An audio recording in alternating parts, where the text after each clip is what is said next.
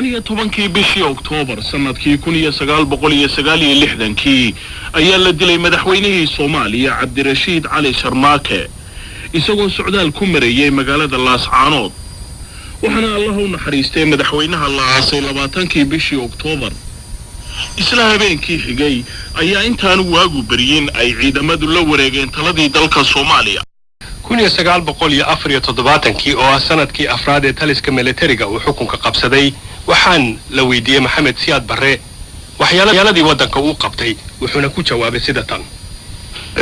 hadalku ma koobi karaan isleeyahay waxyaalaha waaweyn oo gacanka uu qabtay balse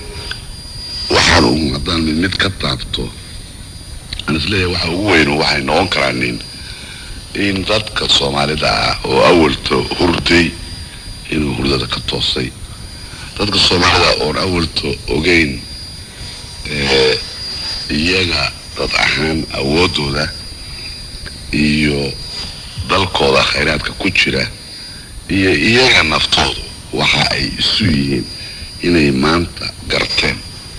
haddaan midwadu ka soo tilmaamana matalan waxaan نورو وقرن كراهية سوماليدو إن أي حاجة